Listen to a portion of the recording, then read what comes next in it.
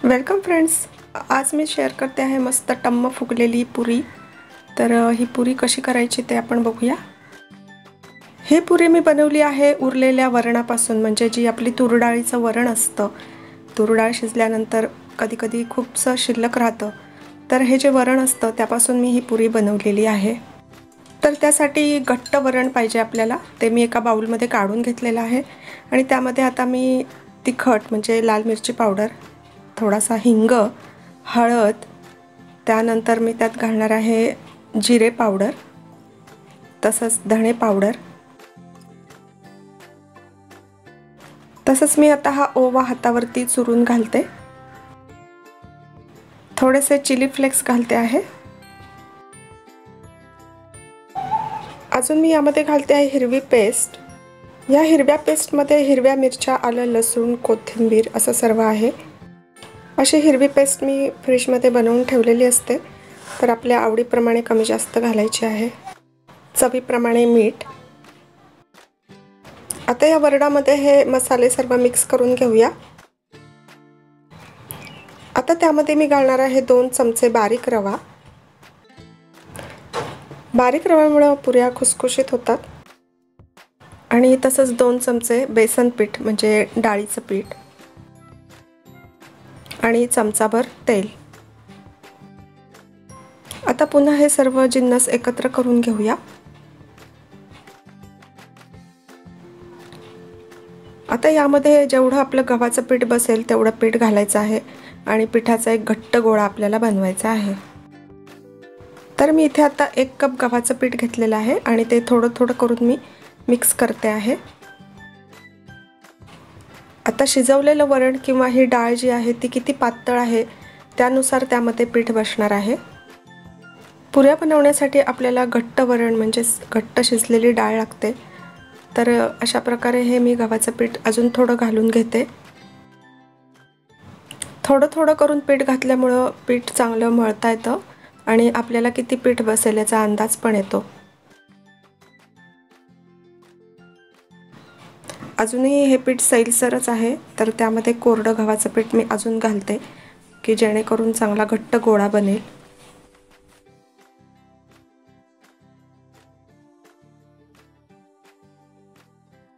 तर इथे आता सर्व पीठ मळून तयार झालेलं आहे। चांगला घट्ट गोळा मी बनवलेला आहे। त्यावरती 1 चमचा तेल घालूया आणि आता हे पीठ झाकून एक 7 ते 8 मिनिटांसाठी मी ठेवून देते।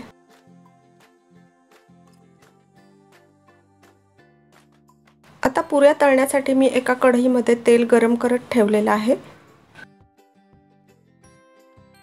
आता तेल तापेपर्यंत ह्या पिठाच्या आपण पुऱ्या लाटून घेऊया। पुऱ्या करण्यापूर्वी मी पीठ थोडंसं मळून घेतलंय आणि आता हे मी त्याचे छोटे छोटे बॉल्स बनवून घेते।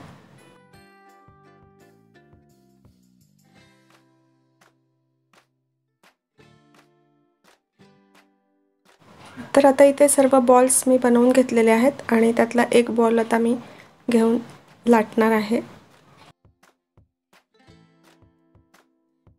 आता इथे पोळपाटावर मी एक बॉल घेतलेला आहे आणि त्यावरती थोडंसं तेल घालून घेते आणि आता त्याची पुरी लाटायची आहे। आपण नेहमीप्रमाणे जशा पुऱ्या बनवतो तशाच पुऱ्या बनवायच्या आहेत।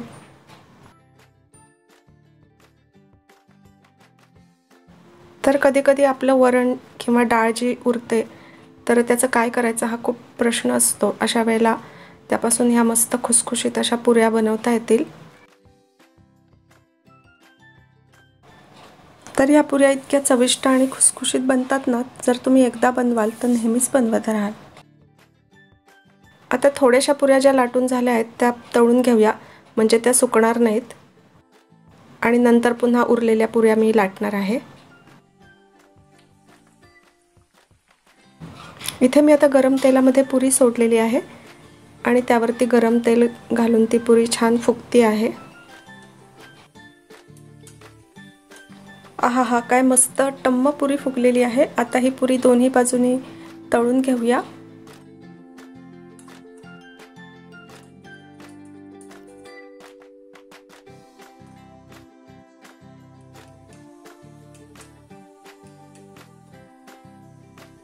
तर फ्रेंड्स, याच पद्धतीने मी आता बाकीच्या पण पुऱ्या तळून घेते.